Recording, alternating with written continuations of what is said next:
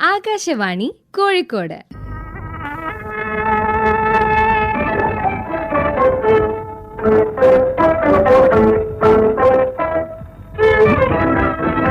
യുവവാണി.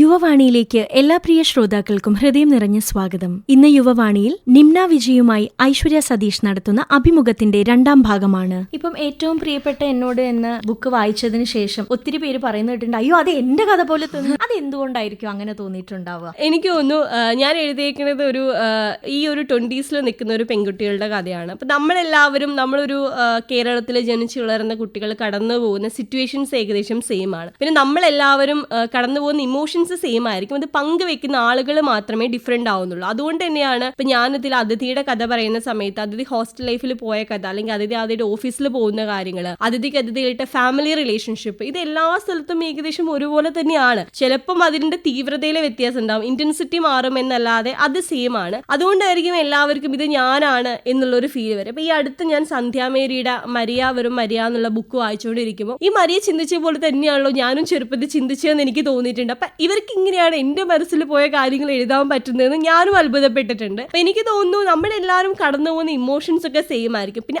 ആളുകൾ അത് പറയുന്നതിലുള്ള ഡിഫറൻസ് ആണ്. അപ്പൊ ഞാനത് വളരെ സ്ട്രെയിറ്റ് ആയിട്ട് പറയുന്നു. ചിലപ്പോൾ കുറച്ചുകൂടി ലിറ്ററേച്ചർ വെച്ച് പറയുമ്പോൾ ആളുകൾക്ക് അത് കണക്ട് ആവാൻ പറ്റാത്തതുകൊണ്ടായിരിക്കും അവർക്കത് ഫീൽ ചെയ്യാത്തതെന്നാണ് എനിക്ക് തോന്നുന്നത്. ആ ഒരു കാര്യം കൊണ്ടായിരിക്കും. പിന്നെ അതിഥി എന്ന് പറയുന്നത് നമ്മൾ എല്ലാവരും ഒരു അതിഥി ഉണ്ട് എന്ന് വിശ്വസിക്കുന്ന ഒരാളാണ് ഞാൻ. ഇത് വായിച്ചിട്ട് പെൺകുട്ടികളല്ലാതെ ആൺകുട്ടികൾ എൻ്റെ അടുത്ത് പറഞ്ഞിട്ടുണ്ട്, അതിഥി ഈസ് മൈ ഫീമെയിൽ വേർഷൻ എന്ന് വരെ പറഞ്ഞിട്ടുണ്ട്. അപ്പൊ ആ ഒരു കാര്യം കൊണ്ടായിരിക്കും തോന്നുന്നു. ഇതുവരെ ഇപ്പം 2 ബുക്കുകളാണ് എഴുതിയിട്ടുള്ളത്. അപ്പൊ ഏറ്റവും മറക്കാനാവാത്ത അല്ലെങ്കിൽ എന്നും ഒരു സ്പെഷ്യൽ മൊമെന്റ് ആയിട്ട് ചെറിഷ് ചെയ്യുന്ന എന്തെങ്കിലും ഒരു കാര്യം ഈ ഒരു 2 ബുക്കിന്റെ ജേർണിയിൽ ഉണ്ടായിട്ടുണ്ടോ? അതുപോലെ തന്നെ വിഷമിപ്പിക്കുന്ന എന്തെങ്കിലും ഒരു കാര്യം, അങ്ങനെ എന്തെങ്കിലും ഒക്കെ ഉണ്ടെങ്കിലും ഷെയർ ചെയ്യാവോ? ഏറ്റവും കൂടുതൽ ഹാപ്പിനെസ് തോന്നിയിട്ടുള്ള ഒരു കാര്യം, നമുക്ക് കിട്ടുന്ന ഓരോ റിവ്യൂയും ഇഷ്ടമായി എന്ന് പറയുന്ന ഒരു ടെക്സ്റ്റ് മെസ്സേജ് വരെ നമുക്ക് അത്രയ്ക്ക് ഹാപ്പിനെസ് തരുന്ന ഒരു കാര്യം തന്നെയാണ്. ഞാൻ കൊയിലാണ്ടി ഒരു പ്രോഗ്രാമിന് പോകണ്ടായി. അതെന്താണെന്ന് വെച്ചാൽ ഭിന്നശേഷിക്കാരായ കുട്ടികളുടെ അമ്മമാർക്ക് സപ്പോർട്ട് ചെയ്യാൻ വേണ്ടിയിട്ട് ഈ റിട്ടയർഡ് ആയിട്ടുള്ള ടീച്ചേഴ്സ് ചേർന്നുണ്ടാക്കിയിട്ടുള്ള ഒരു സംഘടനയാണ്. അതിന്റെ പേര് എന്നോട് വിട്ടുപോയി. അപ്പൊ അവരെങ്ങനെ ഒരു പ്രോഗ്രാമിന് വന്നപ്പോൾ എനിക്ക് ഇതിനെ കുറിച്ച് വലിയ ധാരണയില്ല. അപ്പൊ ഞാൻ പറഞ്ഞു ശരി. അപ്പൊ ഞാൻ വിചാരിക്കുന്നത് ബുക്ക് ഡിസ്കഷൻ ആണെന്നാണ് ഇവർ പറയുന്നത്. അപ്പൊ ഇവർ കുറച്ച് ടീച്ചേഴ്സ് ഉണ്ട്, അവർ ബുക്കിനെ കൂടി സംസാരിക്കുന്നു. അപ്പൊ എനിക്ക് ആദ്യം പോകാൻ വലിയ ഇൻട്രസ്റ്റ് ഉണ്ടായിരുന്നില്ല. കാരണം എന്റെ കൺസെപ്റ്റിൽ ഈ ബുക്ക് കണക്ട് ആവുന്നത് യങ്സ്റ്റേഴ്സിനാണല്ലോ. അപ്പൊ ഇത്രയും പ്രായമായ ആളുകൾ ഇതിനെ കുറിച്ച് എന്താ പറയാൻ പോണത് എന്നുള്ളൊരു ക്യൂരിയോസിറ്റി അല്ലാതെ I was not that interested. പിന്നെ ഞാൻ സംസാരിക്കുന്ന ഒരു ലാംഗ്വേജിൽ ഒരുപാട് പ്രശ്നങ്ങളുണ്ട്. എൻ്റെ അതൊരു കംപ്ലീറ്റ് നല്ലൊരു മലയാളം അല്ല ഞാൻ പറയുന്നത്, പക്ഷെ മിക്സ്ഡ് ആണ്. അപ്പൊ ഇവരിനിപ്പോൾ ഇതൊക്കെ വിചാരിക്കുന്നുള്ളതിൽ ഞാൻ പോണോന്നുള്ളതിൽ ഡൗട്ട് അടിച്ചെടുത്ത് എൻ്റെ പബ്ലിക് സായി ചേട്ടൻ നീ പോ എന്നൊക്കെ പറഞ്ഞ് തള്ളി വിട്ടു പോയൊരു പ്രോഗ്രാമാണ്. അവിടെ പോയപ്പോൾ ഒരു 10-60 ടീച്ചേഴ്സ് ഉണ്ട്. അപ്പൊ ഇവർ ഓരോരുത്തർ വന്നിട്ട് ഈ ബുക്കിനെ കുറിച്ച് സംസാരിക്കുകയാണ്. ആ സമയത്ത് ഞാൻ ഈ ബുക്കിൽ ഇത്രയൊക്കെ എഴുതിയായിരുന്നോ എന്നുള്ള രീതിയിൽ ഒരു റിവ്യൂ കേട്ടിട്ട് എൻ്റെ കണ്ണ് നിറയുന്നിട്ടുള്ള ഒരു മൊമെന്റ് ഇതാണ്. അപ്പൊ അതിൽ അവര് എന്നോട് പലരും ചോദിക്കാറുണ്ട്, നിങ്ങൾ ഈ ബുക്ക് എഴുതി നിങ്ങൾക്ക് നിർത്തിക്കൂടെ, എന്തിനാണ് തലമുറയുടെ ബുക്ക് എഴുതിയിട്ട് നശിപ്പിക്കുന്നത് എന്ന് വരെ ചോദിച്ച ആളുകളോട് ഞാൻ എപ്പോഴും മനസ്സിൽ എന്നെ ഞാൻ ജസ്റ്റിഫൈ ചെയ്യുന്ന ഒരു ആൻസർ ഇതാണ്. ഒരു ടീച്ചർ പറയണ്ടായി, ഞങ്ങളൊന്നും ഒരിക്കലും ഞങ്ങൾക്ക് വേണ്ടി ജീവിച്ചിട്ടില്ല. ഞങ്ങളുടെ കുട്ടികൾക്ക് വേണ്ടി, ഭർത്താക്കന്മാർക്ക് വേണ്ടി, അവരുടെ അമ്മയ്ക്കും അച്ഛനും വേണ്ടി, ഞങ്ങളുടെ അമ്മയ്ക്കും അച്ഛനും വേണ്ടി, അല്ലെങ്കിൽ നാട്ടുകാർക്ക് വേണ്ടിയിട്ടാണ് ഞങ്ങൾ എപ്പോഴും പല കാര്യങ്ങളും ചെയ്തിട്ടുള്ളത്. അങ്ങനെ ഒരിക്കലും ഇവരെല്ലാവരും കൂടി സംഘടനയുടെ ഭാഗമായിട്ട് ഒരു ടൂർ പോയി, എറണാകുളത്തൊരു ടൂർ പോയി കഴിഞ്ഞ് രാത്രി ഇവരെല്ലാവരും ഇരിക്കുകയാണ്. അപ്പം വേറെ ആരും ഇല്ലല്ലോ, ടീച്ചേഴ്സ് മാത്രമല്ല. നമുക്കിങ്ങനെ ബീച്ചിൽ പോയാലോ എന്ന് ചോദിച്ചു. അപ്പോൾ ഒരു ടീച്ചർ ചോദിച്ചു, ബീച്ചിലോ? ഇപ്പൊ രാത്രി ഇത്ര വൈകിയില്ലേ, നമ്മൾ എങ്ങനെയാണ് പോകുന്നത് ബീച്ചിൽ? അതിനെന്താ, ബീച്ചിൽ ആളുണ്ടാവില്ലേ, നമുക്ക് പോവാന്ന് പറഞ്ഞിട്ട്. അപ്പൊ ഇവർക്ക് ഭയങ്കര മടി. ഇവരിങ്ങനെ രാത്രി ഇത്ര സമയം കഴിഞ്ഞാൽ വേറൊരാളുടെ തുണയില്ലാതെ പുറത്തിറങ്ങാത്ത നാട്ടുമ്പുറത്തെ ആളുകളാണ്. അങ്ങനെ ഇവരെല്ലാവരും കൂടി തീരുമാനിക്കുകയാണ് നമ്മൾ ഇന്ന് ബീച്ച് കണ്ടേ അടങ്ങും. അപ്പൊ എന്നിട്ട് ഒരു ടീച്ചർ നിംന പറഞ്ഞിട്ടില്ലേ നമുക്ക് ഇഷ്ടമുള്ളതൊക്കെ നമ്മൾ ചെയ്യണം എന്ന് പറഞ്ഞിട്ട് എൻ്റെ കൂടെ പേര് പറഞ്ഞിട്ട് ഇവർ പോവാണ്. ഇവർ പറഞ്ഞു ഞങ്ങൾ ബീച്ചിൽ പോയിട്ട് ഞങ്ങൾ എല്ലാവരും കൂടെ ആ മണൽത്തരിയിൽ മലർന്നു കിടന്ന് ആ സമയത്ത് ഇത്രയും വർഷം 10-60 വർഷം ഈ ഭൂമിയിൽ ജീവിച്ചിട്ട് രാത്രി ആകാശത്ത് നക്ഷത്രങ്ങൾ ബീച്ചിൽ ഇത്ര ഭംഗി ഉണ്ടാവുമെന്ന് ഞങ്ങൾ അറിയുന്നത് ആദ്യമായിട്ടാണ്. അതിന് കാരണം നിംനയുടെ പുസ്തകം എന്ന് പറഞ്ഞു. ആ സമയത്ത് ഞാൻ ഭയങ്കര ഇമോഷണലായി. കാരണം നമ്മൾ ഇത്രയും കാലം ജീവിച്ച് മരിക്കുന്ന ഈ ഭൂമിയിൽ രാത്രി ആകാശത്തെ നക്ഷത്രങ്ങളുടെ തിളക്കം വരെ കാണാൻ ഇവർക്ക് പറ്റിയില്ലല്ലോ എന്നുള്ളത് അത് വളരെ സാഡ് ആയിട്ടുള്ള ഒരു കാര്യമല്ല. അപ്പൊ എൻ്റെ ബുക്കിൽ നിങ്ങൾക്ക് വേണ്ടി നിങ്ങൾ ജീവിക്കുക എന്ന് ഞാൻ പറയുന്ന സമയത്ത് അതിന് അവർക്ക് പറ്റി എന്നുള്ളത് എനിക്ക് ഭയങ്കര സന്തോഷം തരുന്ന ഒരു കാര്യമാണ്. അതുപോലെ വളരെ സങ്കടം തോന്നിയൊരു ഇൻസിഡന്റ് എന്താണെന്ന് വെച്ചാൽ, ഇതേപോലെ തന്നെ ഞാനൊരു പ്രോഗ്രാമിന് ഇൻവൈറ്റ് ചെയ്തിട്ട് ഞാൻ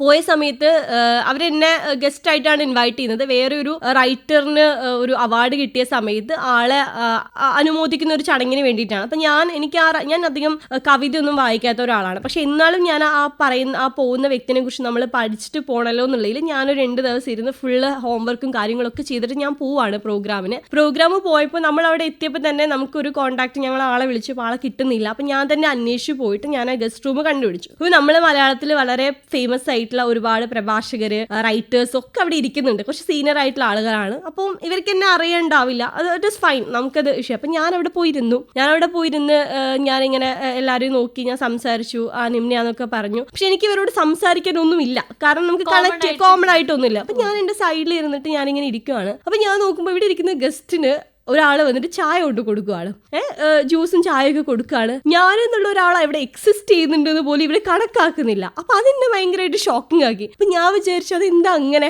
ഇവര് വരുന്നു, അവിടുത്തെ സംഘാടകരോ ആരും ആയിരിക്കും, 2-3 പേര് വന്നു. ഈ 3 പേരും നമ്മൾ ഇത്രയും ആളുകൾ, ഒരു 4-5 ഇരിക്കുന്ന ആളുകൾ ഇരിക്കുന്ന സ്പേസ് നമ്മൾ കംപ്ലീറ്റ്ലി വാനിഷ്ഡ് ആയി പോവാണ്. അതെന്തുകൊണ്ട് എന്നുള്ളൊരു ക്വസ്റ്റ്യൻ എനിക്ക് വന്നു. അപ്പൊ ഞാൻ ഇൻവൈറ്റ് ചെയ്യപ്പെടാത്തൊരു സ്ഥലത്ത് അവിടെ ഇരിക്കുന്നത് എനിക്ക് എന്റെ സെൽഫ് റെസ്പെക്ടിന് നല്ലതല്ലാന്ന് എനിക്ക് തോന്നി. ഞാൻ ആ പ്രോഗ്രാമിന് എനിക്ക് കുറച്ച് പേഴ്സണൽ, എനിക്ക് അവിടെ ഇത് പറഞ്ഞിട്ടൊരു വഴക്കുണ്ടാക്കാനോ പ്രശ്നം ഉണ്ടാക്കാനോ എനിക്ക് താല്പര്യമില്ലാത്തതുകൊണ്ട് എനിക്കിത് താല്പര്യമില്ല എന്ന് പറഞ്ഞാൽ, എനിക്ക് കുറച്ച് പേഴ്സണൽ ഇഷ്യൂസ് ഉണ്ടെന്ന് പറഞ്ഞിട്ട് ഞാൻ ആ പ്രോഗ്രാമിന് പങ്കെടുക്കാതെ ഇറങ്ങി വന്നു. അപ്പം ഞാൻ ആലോചിക്കുന്നത്, നിങ്ങൾ എത്ര വലുതോ ചെറുതോ ആവട്ടെ, ഒരു വ്യക്തിക്ക് കൊടുക്കേണ്ട ഒരു ബേസിക് ആയിട്ടുള്ള ഒരു റെസ്പെക്ട് കൊടുക്കുക എന്നുള്ളത് ഇറ്റ് ഈസ് ഇമ്പോർട്ടൻറ്റ്. ഇപ്പം ഞാനിപ്പോൾ നിമ്നയാണ്, അതുകൊണ്ട് നിങ്ങൾ എന്നെ ബഹുമാനിച്ചില്ല എന്നല്ല ഞാൻ പറയുന്നത്. ഇപ്പം അവിടെ വളരെ നോർമൽ ആയിട്ടുള്ള ഒരാൾ ആ സ്പേസിൽ വന്ന് ഇരുന്നിട്ടുണ്ടെങ്കിലും you should respect, you should give them a glass of water. അതെ, അത് നോർമൽ ആണല്ലോ. അതുപോലും തരാതെ ആൾക്കാർ പെരുമാറുന്ന സമയത്ത് അത് എനിക്ക് ഭയങ്കര ബാഡ് ആയിട്ടുണ്ടായിട്ടുള്ള ഒരു ഫീലിംഗ്. അതിപ്പോൾ ഞാൻ ഈ ഒരു ജേർണിയിൽ ഈ അടുത്ത് സംഭവിച്ചൊരു കാര്യമായിട്ടുണ്ട് ഓർത്തെടുത്തു എന്ന് പറയുന്നത്. അപ്പം ഞാൻ നിൽക്കുന്നത്, നിങ്ങളെല്ലാവരും ഒരുപോലെ റെസ്പെക്റ്റ് കിട്ടാൻ അർഹിക്കുന്ന ആളുകളാണ്. അത് ചോദിച്ചു വാങ്ങേണ്ട കാര്യമായിട്ടൊന്നും എനിക്ക് തോന്നുന്നില്ല. അതില്ലാത്തടത്തുനിന്ന് യു ഷുഡ് വാക്ക് അവേ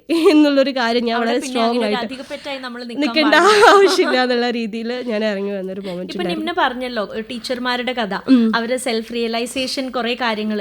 അപ്പൊ എനിക്ക് തോന്നുന്നു നമ്മുടെയൊക്കെ അച്ഛനമ്മമാരുടെ കാലത്ത് ഈ ഒരു സെൽഫ് ലവ് അല്ലെങ്കിൽ self care, even self care പോലും ഇല്ലാത്തൊരു കാലമാണ്. അപ്പൊ എനിക്ക് തോന്നുന്നു ഇതിന് ഈ ഒരു സെൽഫ് ലവ് എന്ന് പറയുന്ന ഒരു സംഗതിക്ക് ഭയങ്കരമായിട്ടുള്ള ഒരു എസ്റ്റാബ്ലിഷ്മെന്റ് കിട്ടിയത് ഈ സോഷ്യൽ മീഡിയ തന്നെയാണ്. എനിക്ക് തോന്നുന്നു കുറെ റീൽസിലുണ്ടല്ലോ, എന്താ let's go to temple date, പല രീതിയിലുള്ള ഒരു സെൽഫ് ലവ് സംഭവങ്ങളൊക്കെ എസ്റ്റാബ്ലിഷ് ആവുന്നത് ഈ അടുത്ത കുറച്ചൊരു കാലഘട്ടമായിട്ടാണ് അതിനൊരു വലിയൊരു പോപ്പുലാരിറ്റി കൊടുത്തിട്ടുള്ളത്.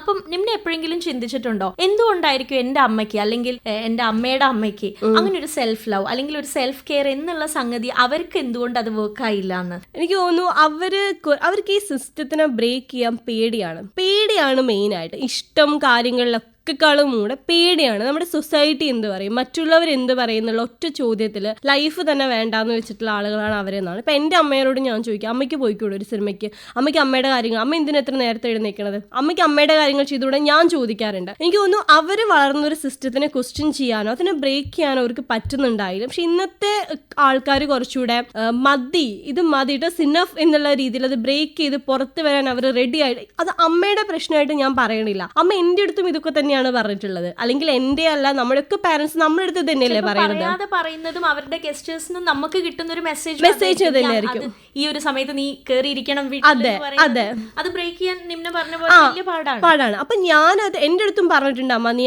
വേറൊരു വീട്ടിൽ കയറി ചെല്ലേണ്ട കുട്ടിയാണ്, നീ അങ്ങനെ ചെയ്യണം, അതേപോലെ ബാക്കിയുള്ളവർ കഴിച്ച ശേഷം മാത്രമേ നമ്മൾ ഫുഡ് കഴിക്കാൻ പാടുള്ളൂ, മറ്റുള്ളവർക്ക് കൊടുത്ത്. അപ്പൊ ഞാൻ ചോദിക്കും, അതെന്താ പ്രിയാത്ത അയില ഞാൻ തിന്നാ വിഴുങ്ങത്തില്ലെന്ന് ഞാൻ ചോദിക്കാം. അപ്പൊ അങ്ങനെ നമ്മൾ പറഞ്ഞു വെച്ചേക്കുവാണ്, ഇത് നമ്മൾ സാക്രിഫൈസ് ചെയ്യണം. അപ്പൊ ഞാൻ ചോദിക്കാം അത് എന്തുകൊണ്ട്? അപ്പൊ ഞാൻ രാവിലെ എണീറ്റ് ഫുഡ് ഉണ്ടാക്കി എല്ലാം ചെയ്യുന്നത് അമ്മയാണെങ്കിൽ അമ്മ ആദ്യം ഫുഡ് കഴിക്കുക, അമ്മ അത് ഡിസേർവ് ചെയ്യുന്നുണ്ട് എന്നുള്ളൊരു കാര്യം അവർ റിയലൈസ് ചെയ്യുന്നില്ല. അപ്പൊ എനിക്കൊന്ന് സ്നേഹം എന്ന് പറയുന്നതിന് ഇവർക്ക് കിട്ടിയ ഡെഫിനിഷൻ ഇസ് ഡിഫറെന്റ്. ഓക്കെ, നമ്മൾ സ്വയം ബലി കൊടുത്ത് മറ്റുള്ളവർക്ക് വേണ്ടി പലതും ചെയ്യുന്നതാണ് സ്നേഹം എന്നുള്ളതാണ് ഇവർക്ക് കിട്ടിയ ഡെഫിനിഷൻ. അത് അങ്ങനെയല്ല. നമ്മളെ സേഫ് ആക്കി നിർത്തിക്കൊണ്ട് നമ്മുടെ ഇമോഷൻസിനെ പ്രൊട്ടക്ട് ചെയ്തുകൊണ്ട് മറ്റുള്ളവർക്ക് അത് കൊടുക്കാൻ പറ്റുന്നിടത്താണ് ശരിക്കുള്ള സ്നേഹം വരുന്നത്. സ്വയം സ്നേഹിക്കാൻ കഴിയാത്ത ഒരാൾക്ക് എങ്ങനെയാണ് വേറൊരാളെ സ്നേഹിക്കാൻ പറ്റുന്നത് അല്ലേ? ഇപ്പൊ നമുക്ക് നമ്മളെടുത്ത് നമ്മൾ കണ്ണാടിയിൽ നോക്കുമ്പോൾ യു ആർ ബ്യൂട്ടിഫുൾ എന്ന് നമുക്ക് തോന്നാത്തപ്പം വേറൊരാളെ നോക്കിയിട്ട് യു ആർ ബ്യൂട്ടിഫുൾ എന്ന് പറയുന്നതിൽ എന്ത് കാര്യമുള്ളത്? പക്ഷെ ഞാൻ ചോദിച്ചോട്ടെ, ഇപ്പം നിമ്ന പറഞ്ഞ പോലെ നമുക്ക് സ്വയം സ്നേഹിക്കാൻ പറ്റിയില്ല, എങ്ങനെ നമുക്ക് മറ്റൊരാളെ സ്നേഹിക്കാൻ പറ്റുമെന്നാണ് നിമ്ന ചോദിച്ചത്. പക്ഷെ ഇതുവരെയുള്ള കാലഘട്ടത്തിലെ ആൾക്കാർ അവർ സ്വയം സ്നേഹിക്കാതെ നേരെ മറിച്ച് മറ്റുള്ളവരെ സ്നേഹിക്കുക മാത്രമാണ് ചെയ്തത്. അതാ ഞാൻ പറയുന്നത്, ആ സ്നേഹത്തിന്റെ ഡെഫിനേഷൻ ഇസ് നോട്ട് റൈറ്റ് എന്നാണ് ഞാൻ പറയുന്നത്. അത് സ്നേഹമല്ല, അതിന് എന്താ പറയാതെ, അത് നമ്മൾ ഒരാൾക്ക് വേണ്ടിയിട്ട് വിധേയപ്പെടുക അല്ലെങ്കിൽ മറ്റൊരാൾക്ക് വേണ്ടിയിട്ട് പലതും ചെയ്യുന്നിടത്താണ് നമ്മളെ സന്തോഷിച്ചിരിക്കുന്നതെന്ന് ചിന്തിക്കുകയാണ് ചെയ്യുന്നത്. പക്ഷെ അത് ആൾക്കാരുടെ ചോയ്സ് കൂടിയാണ്. നിങ്ങൾക്കത് ചോയ്സ് ചെയ്യാം, നിങ്ങൾക്കത് ഓപ്റ്റ് ചെയ്യാം, നിങ്ങളുടെ ഇഷ്ടം. പക്ഷെ അതുപോലെ ബാക്കിയുള്ളവരും പെരുമാറണം എന്ന് പറയുന്നിടത്താണ് പ്രശ്നം. ഇപ്പൊ ഞാൻ പറയാണ്, ഇപ്പൊ ചില ആളുകൾ ഇരുന്ന് പറയാറുണ്ട്, എന്റെ ഭർത്താവിന്റെ കാല് തൊട്ട് വന്ദിച്ചിട്ട് ഞാൻ രാവിലെ അത് അവരുടെ ഇഷ്ടമാണ്. ഓക്കെ, നമുക്കതിലൊന്നും പറയാനില്ല. പക്ഷെ അത് ചെയ്യാത്ത ആളുകളൊക്കെ മോശം ഭാര്യമാരാണ് എന്ന് പറയുന്നത് കറക്റ്റ് അല്ലല്ലോ. അത്രേ ഉള്ളൂ ഈ കാര്യം. പക്ഷെ എനിക്ക് തോന്നുന്നു നിങ്ങൾ കുറച്ചുകൂടി ഇപ്പൊ നിങ്ങളൊരു ഇൻഫ്ലുവൻസ്ഡ് ആയിട്ടുള്ള ഒരു സ്പേസിൽ ഇരുന്നിട്ട് നിങ്ങൾ ഇത് പറയുന്നത് കറക്റ്റ് അല്ല. നിങ്ങൾ ഭർത്താവിന്റെ കാല് തൊട്ട് എഴുന്നേറ്റ് രാവിലെ പോകണം എന്ന് പറയുന്നത് ഇൻഫ്ലുവൻസ്ഡ് ആയിട്ടുള്ള സ്പേസിൽ ഇരുന്ന് നിങ്ങൾ പറയുന്നത് കറക്റ്റ് അല്ല. പക്ഷെ നിങ്ങൾക്ക് നിങ്ങളുടെ പേഴ്സണൽ ലൈഫിൽ നിങ്ങൾ അതാ ചെയ്യുന്നത്, ഇറ്റ് ഇസ് ഓക്കെ. പക്ഷെ അത് വേറൊരാളെ അടിച്ചേൽപ്പിക്കരുത് എന്ന് മാത്രമാണ് ഞാൻ പറയുന്നത്. ഇപ്പൊ നിങ്ങൾക്ക് വേണമെങ്കിൽ നിങ്ങളെക്കാളും കൂടുതൽ വേറൊരാളെ സ്നേഹിക്കാം. കാരണം എനിക്ക് എന്റെ ബുക്കിൽ കിട്ടിയിട്ടുള്ള ഏറ്റവും നെഗറ്റീവ് ആയിട്ടുള്ള റിവ്യൂസിൽ എനിക്ക് ഒരുപാട് ഇഷ്ടമുള്ള ഒരു നെഗറ്റീവ് റിവ്യൂ ഉണ്ട്. അത് പറഞ്ഞിട്ടുള്ളത് മുഹമ്മദ് അബ്ബാസ് എന്ന് പറഞ്ഞിട്ടുള്ള ഒരു റൈറ്ററാണ്. അബ്ബാസ്ക്ക് എൻ്റെ അടുത്ത് പറഞ്ഞു, നിങ്ങളുടെ ബുക്ക് വായിച്ചിട്ട് എനിക്ക് അങ്ങ് അക്സെപ്റ്റ് ചെയ്യാൻ പറ്റുന്നില്ല എന്ന് പറഞ്ഞു. ഞാൻ എന്ത് പറ്റി അബ്ബാസ്ക്ക്, എന്താ പ്രശ്നം?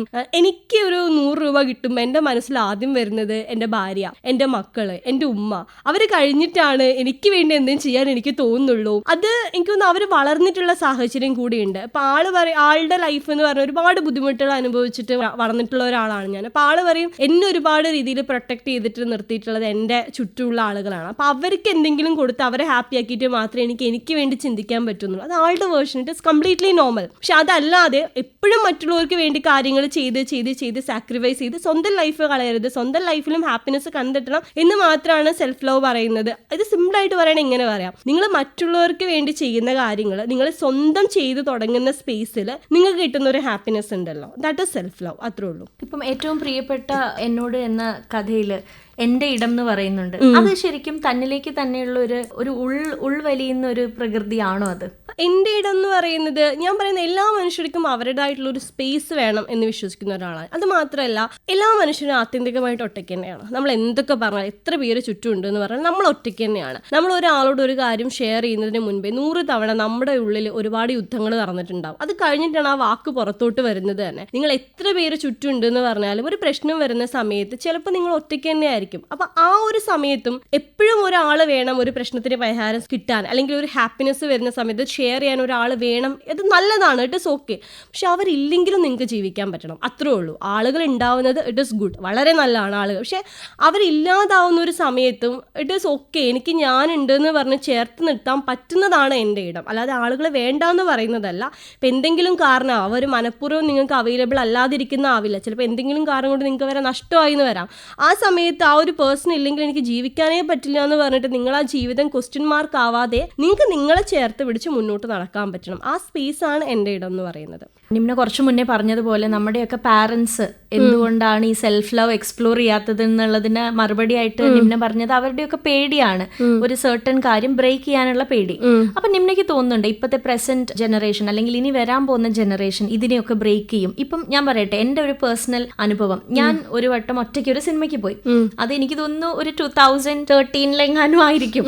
അപ്പം ആ സമയത്ത് ഞാൻ ഒറ്റയ്ക്ക് സിനിമയ്ക്ക് പോയി, സിനിമ കണ്ട് ഇറങ്ങി. അപ്പം ആരൊക്കെയോ എൻ്റെ നാട്ടുകാരാവാം അല്ലെങ്കിൽ അമ്മയോ അച്ഛനെയോ ഒക്കെ അറിയുന്നവരായിരിക്കാം. ഞാൻ വീട്ടിലെത്തുമ്പോഴേക്കും ഞാൻ ഈ സിനിമയ്ക്ക് പോയതും ഭയങ്കര വിവാദമായിട്ടാണ് വീട്ടിൽ ചർച്ച ചെയ്യുന്നത്. പിന്നെ അത് തറവാട്ടിലേക്ക് അറിയും, മാമന്മാരെ വക നീ അങ്ങനെ നിഷേധിയാണ്, നീ അങ്ങനെ നടന്നു. അത് വല്ലാത്തൊരു നമുക്ക് തരുന്ന, നമ്മൾ എക്സ്പ്ലോർ ചെയ്യണമെന്ന് വിചാരിക്കുമ്പോൾ നമ്മുടെ ഈ ചിറക് കട്ട് ഓഫ് ചെയ്യുന്ന പരിപാടിയാണത്. അപ്പം അത് ഇപ്പോഴും എക്സിസ്റ്റ് ചെയ്യുന്നുണ്ട്. ഇപ്പൊ നിമ്നയ്ക്ക് നിമ്നയുടേതായ സ്വാതന്ത്ര്യം, അത് നിമ്നയുടെ അച്ഛന്റെയും അമ്മേന്റെയും ഒരു ഗുണമുണ്ട് അല്ലെ? അവരത് നിമ്ന ഓക്കെ ഫ്ലൈ എന്ന് പറയുന്ന ഒരു സാധനമുണ്ട്. നേരെ മറിച്ച് ചിലർ പറയും അയ്യോ പറ്റില്ല, അവരെന്ത് പറയും ഇവരെന്ത് പറയും എന്നുള്ള സാധനം ഇപ്പോഴും എക്സിസ്റ്റ് ചെയ്യുന്നുണ്ട്. അപ്പൊ ഇനിയുള്ള തലമുറയ്ക്കും ഈ ഒരു വിഷയം ഉണ്ടാവുമോ? ഓഫ് കോഴ്സ് ഉണ്ടാവും. ഇപ്പോഴും കുറെ കുട്ടികൾ എൻ്റെ അടുത്ത് വന്ന് പറയുന്നത് അവർക്ക് പല കാര്യങ്ങളും ചെയ്യണം എന്ന് ആഗ്രഹമുണ്ട്, പക്ഷെ പാരന്റ്സ് സമ്മതിക്കുന്നില്ല എന്നുള്ളൊരു കാര്യമുണ്ട്. പാരന്റ്സ് ആണെങ്കിലും കുടുംബമാണെങ്കിലും. അപ്പൊ നമ്മുടെ ഒരു കേരളത്തിലെ ഒരു സിസ്റ്റം, ഇന്ത്യയിലെ അങ്ങനെ ഒരു സിസ്റ്റത്തിലാണ് നമ്മൾ വളരുന്നത്. നമുക്ക് എല്ലാ കാര്യങ്ങളും ഫാമിലി ആയിട്ട് ടൈഡാണ്. എല്ലാ കാര്യങ്ങൾക്കും നമ്മളൊരു കല്യാണത്തിന്റെ ആണെങ്കിലും എന്ത് തീരുമാനങ്ങളാണെങ്കിലും അതൊരു 100 ഞാണ് പിറകിലുണ്ടാവും. അവിടുന്ന് മുതലേ ആ വലിവ് തുടങ്ങും. അപ്പോൾ ഇത് കംപ്ലീറ്റ്ലി ബ്രേക്ക് ചെയ്യാന്ന് പറഞ്ഞാൽ അത്ര എളുപ്പമല്ല. അതൊരു ടൈം തന്നെ വേണം. നമ്മൾ ഒരു കാര്യം നമ്മൾ ആദ്യമായിട്ട് ചെയ്യുമ്പോൾ എങ്ങനെയാണെങ്കിലും അവിടെ ഒരു അൺകംഫർട്ടബിൾ ആയിട്ടുള്ള ഒരു സിറ്റുവേഷൻ എന്തായാലും ഉണ്ടാവുക തന്നെ ചെയ്യും. പിന്നെ ആളുകൾക്ക് ഇത് യൂസ്ഡ് ആവുകയാണ് ചെയ്യുക. ഓക്കെ, ഇപ്പം ഞാൻ ആദ്യമായിട്ട് ഇതുപോലെ സിനിമയ്ക്ക് പോയ സമയത്തും ഭയങ്കര പ്രശ്നമായിരുന്നു. വീട്ടിൽ ഓക്കെ ശരി എന്നൊന്നും പറഞ്ഞ് വീട്ടിൽ ഞാൻ കള്ളം പറഞ്ഞിട്ടാണ് ഞാൻ സിനിമയ്ക്ക് പോയത്. വന്നു കഴിഞ്ഞ് എൻ്റെ ബാഗിൽ നിന്ന് ടിക്കറ്റ് കിട്ടിയപ്പോഴാണ് വീട്ടിൽ അറിയുന്നത്. അത് വലിയ ഇഷ്യൂ ആയിരുന്നു. അത് കഴിഞ്ഞ് രണ്ടാമതും പോയി, മൂന്നാമതും പോയി, നാലാമതും പോയി. ഇപ്പം അത് വിഷയമല്ല. അപ്പം നമ്മളത് ബ്രേക്ക് ചെയ്ത് ആദ്യം ഉണ്ടാവുന്ന അൺകംഫർട്ടബിൾ ആയിട്ട് സിറ്റുവേഷനെ നമ്മളത് ബാധിക്കാത്ത രീതിയിൽ നമ്മളത് വീണ്ടും ചെയ്യുന്നിടത്താണ് അത് ബ്രേക്ക് ആവുന്നതെന്നാണ് ഞാൻ വിശ്വസിക്കുന്നത്. ഞാൻ ടാറ്റു അടിച്ചിട്ടുണ്ട്. എന്നെ ടാറ്റു അടിച്ചു കഴിഞ്ഞാൽ വീട്ടിൽ കേട്ടില്ല എന്നുള്ള രീതിയിൽ ഞാൻ ടാറ്റു അടിക്കാൻ വേണ്ടിയിട്ട് ഗൂഗിളിൽ ടാറ്റു സെന്റർ ഒക്കെ സെർച്ച് ചെയ്തു. എൻ്റെ ചേട്ടൻ എൻ്റെ ലാപ്ടോപ്പ് നോക്കി ചെയ്തത് അമ്മയുടെ അടുത്ത് പോയി പറഞ്ഞു കൊടുത്തു. അന്ന് എന്നെ വീട്ടിൽ നിന്ന് വിട്ടില്ല, അന്ന് വീട്ടിൽ നിന്ന് ഇറങ്ങാൻ സമ്മതിച്ചില്ല. അപ്പം അതും ഞാൻ ആ സമയത്ത് ജോലി ചെയ്തുകൊണ്ടിരിക്കുന്ന ആളാണ്. പക്ഷെ എന്നിട്ട് എന്നെ സമ്മതിച്ചില്ല. അത് കഴിഞ്ഞ് ഞാൻ ബാംഗ്ലൂർ പോയ സമയത്ത് ടാറ്റു അടിച്ച് വീട്ടിൽ കയറി വന്നിട്ട് ഞാൻ ഫുഡ് കഴിക്കുമ്പോൾ ഞാൻ ഇങ്ങനെ നോക്കണം, അമ്മ ശ്രദ്ധിക്കുന്നില്ലേ. അപ്പം ഞാൻ ചോദിച്ചു അമ്മയെ ടാറ്റു അടിച്ച് കണ്ടായിരുന്നു. അമ്മ കണ്ടു, ഇനിയിപ്പോൾ പറഞ്ഞിട്ട് എന്താ എന്നുള്ള രീതി. അപ്പം നമ്മളത് ചെയ്യുന്നവരേ ഉള്ളൂ. അത് ചെയ്ത് കഴിഞ്ഞാൽ പിന്നെ അവർ അത്രമാത്രം പ്രശ്നം ഉണ്ടാക്കുന്നവരുണ്ടാവും, ഇല്ല എന്നല്ല പറയുന്നത്. പക്ഷേ ഒരു സമയമാകുമ്പോൾ അവരതായിട്ട് യൂസ്ഡ് ആവും. ഇപ്പം എൻ്റെ അമ്മയ്ക്ക് ആദ്യമൊക്കെ ഒന്ന് പുറത്ത് പോവുക അല്ലെങ്കിൽ രാത്രി കുറച്ച് പുറത്ത് നിൽക്കുക, കാരണം അമ്മയ്ക്ക് തന്നെ ഒരു ഫീലിംഗ് ആയിരുന്നു വേണോ ചെയ്യണോ. പക്ഷെ ഇപ്പോൾ അവർ യൂസ്ഡ് ആണ്. കുറച്ചത് ചെയ്ത് കഴിയുമ്പോൾ അവരതിന്. പക്ഷെ ഇപ്പോഴത്തെ ജനറേഷനിൽ വേറൊരു സംഭവം കൂടിയുണ്ട്. നമ്മൾ പറയും ഇപ്പോഴത്തെ കുട്ടികൾ ഒരുപാട് കുറേ കാര്യങ്ങൾ ഇൻഡിപെൻഡൻ്റ് ചെയ്യാൻ ആഗ്രഹിക്കുന്നവരാണ്. പക്ഷെ അതല്ലാത്ത ഇഷ്ടംപോലെ ആളുകളുണ്ട്. ഇപ്പം എനിക്കറിയുന്ന എൻ്റെ ചുറ്റുപാടിലുള്ള ഒരുപാട് ആളുകളുണ്ട്, അവർക്ക് വയ്യ, അവർക്ക് എഫേർട്ട് ഇടാൻ വയ്യ. എന്നോട് പറയുന്നത് വെച്ചാൽ എന്താ ഇപ്പോൾ ഞാൻ കല്യാണം കഴിച്ച് കുട്ടികളൊക്കെ നോക്കി വീട്ടിലിരുന്നോളാം, അത് എനിക്കതാ ഇഷ്ടം എന്ന് പറയുന്ന ആളുകൾ. അത് അവരുടെ ചോയ്സാണ്. എനിക്കിപ്പോൾ ഇൻറ്റിമേറ്റ് നിൽക്കുന്നത് ഇഷ്ടമുള്ളതെന്ന് വെച്ചാൽ ബാക്കി എല്ലാവരും അത് ചെയ്യണം എന്നൊന്നും നമുക്ക് വാശി പിടിക്കാൻ പറ്റില്ല. എല്ലാവർക്കും അവരുടെ ചോയ്സുകൾ ഉണ്ടല്ലോ. പക്ഷെ അവർ ആ ചോയ്സുകൾ എടുക്കുന്ന സമയത്ത് അത് മൊത്തത്തിൽ കുറേ പ്രശ്നങ്ങൾ അവിടെ ഉണ്ട്. നമ്മൾ ആ ഒരു പാട്രിയാർക്കി അത് ഫോളോ ചെയ്ത് പോവുക എന്നുള്ള കാര്യമുണ്ട്. പക്ഷെ അതിൽ അവർക്ക് സന്തോഷം തരുന്നുണ്ടെങ്കിൽ ഇട്ട് ഇസ് ഓക്കെ. അപ് ടു എല്ലാ സമയത്തും അവരുടെ ഇഷ്ടമാണല്ലോ. പക്ഷെ അങ്ങനെ ചെയ്യുന്ന കുട്ടികളും ഈ ജനറേഷനിലുണ്ട്. അവർക്ക് അവസരങ്ങൾ ഉണ്ടായിട്ട് പഠിക്കാൻ ഇഷ്ടമില്ലാതെ അത് വേണ്ടാന്ന് പറയുന്നത്, ജോലിക്ക് നല്ല ശമ്പളം കിട്ടുന്ന ജോലിക്ക് പോയിക്കൊണ്ടിരിക്കുന്ന സമയത്ത് ആ പണിയെടുക്കാൻ വയ്യ, എനിക്ക് വീട്ടിൽ നിന്ന് കിട്ടുന്നുണ്ടല്ലോ, മറ്റുള്ളവരെ നോക്കുന്നുണ്ട്. അതെ, ആ കംഫർട്ട് ബ്രേക്ക് ചെയ്യാതെ മറ്റുള്ളവരിൽ എപ്പോഴും ഡിപ്പെൻഡ് ചെയ്ത് നിൽക്കുന്ന ആളുകളുണ്ട്. പക്ഷെ എനിക്ക് തോന്നുന്ന ഒരു പോയിന്റിൽ എത്തുമ്പോൾ അവർ റിയലൈസ് ചെയ്യും. ആ ഒരു റിയലൈസേഷൻ ഉണ്ടാവും. ആ സപ്പോർട്ട് കിട്ടുന്നവരെയല്ലേ ഉള്ളൂ. ആ സപ്പോർട്ട് ബ്രേക്ക് ചെയ്ത് കഴിഞ്ഞാൽ എന്തെന്ന് ഞാൻ ചോദിക്കാറുണ്ട്. അപ്പോൾ അവർ പറയുന്നത് അവർ പറയുന്നൊക്കെ കേട്ട് കഴിഞ്ഞാൽ പിന്നെ എന്തിനാണ് ആ സപ്പോർട്ട് ബ്രേക്ക് ചെയ്യേണ്ട ആവശ്യം. അപ്പോൾ അവരവിടെ അടിയറവ് കൊടുക്കുന്നവരുടെ സ്വാതന്ത്ര്യമാണ്. അപ്പോൾ അങ്ങനെ സ്വന്തം സ്വാതന്ത്ര്യം അടിയറവ് വെച്ചിട്ട് മറ്റുള്ളവരുടെ സപ്പോർട്ടിൽ അവർ പറയുന്നത് കേട്ട് ജീവിക്കാൻ ഇഷ്ടപ്പെടുന്ന പെൺകുട്ടികൾ ഇപ്പോഴും ഉണ്ട്. അതല്ലാതെ ഇത് ബ്രേക്ക് ചെയ്ത് മുന്നോട്ട് വന്ന് ഒരു ലൈഫ് ബിൽഡ് ചെയ്യണം എന്ന് ആഗ്രഹിക്കുന്ന പെൺകുട്ടികളുണ്ട്. അപ്പോൾ ഇപ്പോഴത്തെ ജനറേഷൻ അത് കംപ്ലീറ്റ് ബ്രേക്ക് ചെയ്യുമെന്ന് ചോദിച്ചാൽ നമുക്കത് കാത്തിരുന്ന് കാണാം. എത്ര പേര് ബ്രേക്ക് ചെയ്യും, എത്ര പേരത് ഫോളോ ചെയ്യാൻ ഇഷ്ടപ്പെടുന്നവരുണ്ട് എന്നുള്ളത് ഇപ്പോഴും നമ്മൾ കാണാറില്ല. ഇന്റർവ്യൂവിലൊക്കെ പലരും വന്നിട്ട് പറയുന്നത് ഞാനൊരു ഫാമിലി ആയിട്ടിരിക്കാനാണ് ആഗ്രഹിക്കുന്നത്, എനിക്ക് എൻ്റെ ഭർത്താവും മക്കളും. അത് തെറ്റൊന്നുമല്ല, അത് ശരിയാണ്. പക്ഷേ അത് എത്ര കാലം ആ സപ്പോർട്ട് ബ്രേക്ക് ചെയ്ത് കഴിഞ്ഞാൽ നിങ്ങൾ എന്ത് ചെയ്യും, നിങ്ങൾ എങ്ങനെ ജീവിക്കും എന്നുള്ളത് ആ സമയത്ത് മാത്രമേ അത് മനസ്സിലാവൂ എന്നാണ് തോന്നുന്നത്. നമ്മളിപ്പോൾ ഒരുപാട് മൂവീസ്, പലതരത്തിലുള്ള മൂവീസ്, എന്റർടൈൻമെന്റ് ആണ് മൂവി എന്ന് പറയുന്ന ഒരു സംഗതി നമുക്ക് തരുന്നത്. അപ്പം ഇപ്പോഴത്തെ തലമുറ സ്പെഷ്യലി ഞാൻ എടുക്കുകയാണെങ്കിൽ ഇപ്പോഴത്തെ തലമുറ അവർക്ക് ഭയങ്കരമായിട്ട് ഇൻഫ്ലുവൻസ്ഡ് ആവാറുണ്ട്. മൂവീസ് കണ്ടിട്ട് ഞാൻ അങ്ങനെ ആവണം, അല്ലെങ്കിൽ ഞാനൊരു സൂപ്പർ ഹീറോ ആവണം, അല്ലെങ്കിൽ ഇന്നത് ഉപയോഗിച്ചാൽ എനിക്ക് ഇന്ന പവർ വരും എന്നുള്ള സിന്തറ്റിക്കിനോടൊക്കെ ഭയങ്കര താല്പര്യപ്പെടുന്ന ഒരു ജനറേഷനിലൂടെയാണ് നമ്മളൊക്കെ, അവരുടെ കൂടെയാണ് നമ്മളൊക്കെ ട്രാവൽ ചെയ്യുന്നത്. അപ്പൊ നിംന വിജയ് എന്ന് പറയുന്ന ഒരു റൈറ്റർ, ഈ ഒരു റൈറ്റർക്ക് എന്ത് തരത്തിലാണ് ഇപ്പോഴത്തെ പുതിയ തലമുറയെ സ്വാധീനിക്കാൻ കഴിയുക? അങ്ങനെ ചിന്തിച്ചിട്ടുണ്ടോ? അല്ലെങ്കിൽ എന്റെ ബുക്കിൽ ഞാൻ ഇപ്പൊ പറഞ്ഞല്ലോ, വായിക്കുന്നവരുണ്ടാവാം, വായിക്കാത്തവരുണ്ടാവാം. പക്ഷെ സ്റ്റിൽ ഈ വായിക്കുന്നവരിൽ എനിക്ക് തോന്നുന്നു നിംനയുടേത് മിക്കതും ഒരു 20s, 30s, 40s targeted audience തന്നെയാണ് നിംനയ്ക്കുള്ളത്.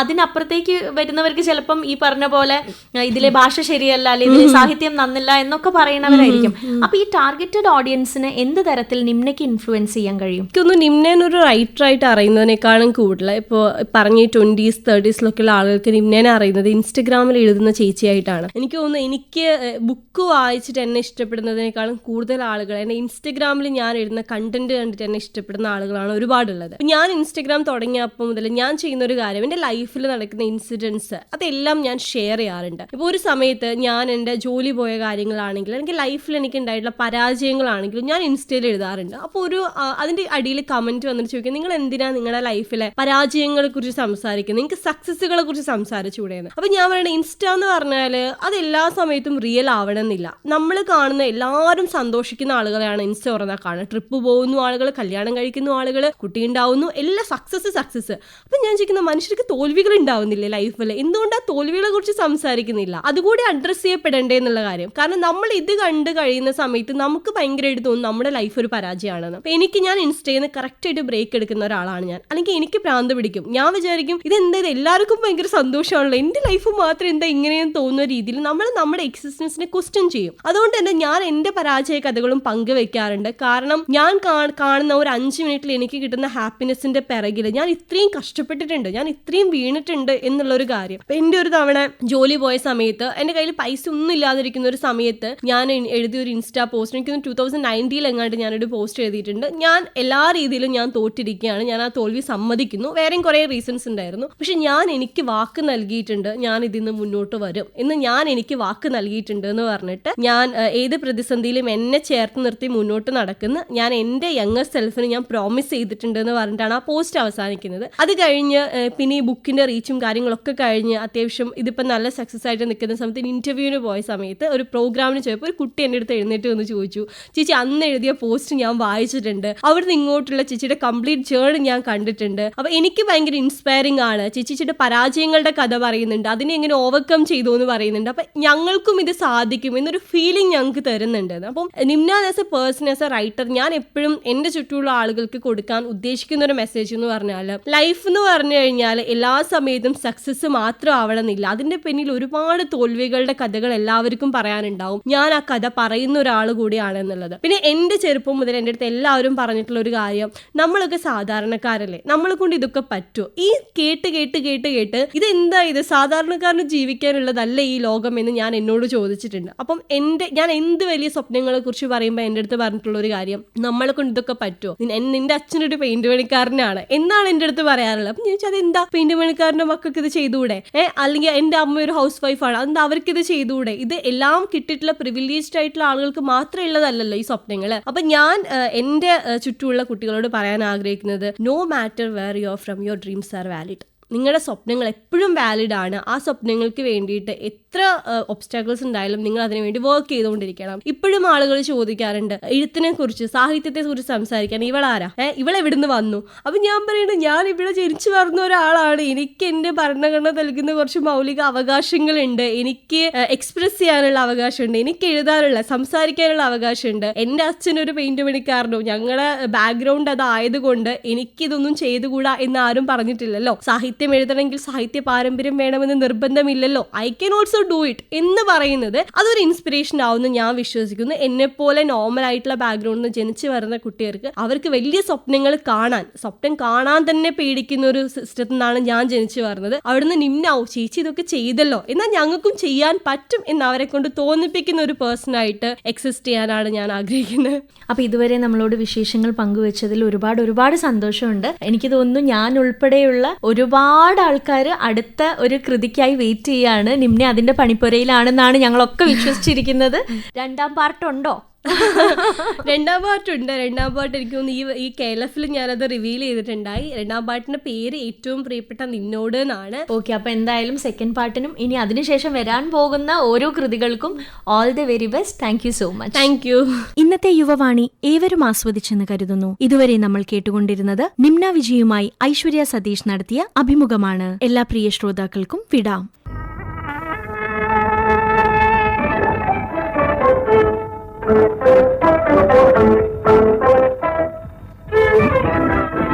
യുവവാണി സമാപിക്കുന്നു.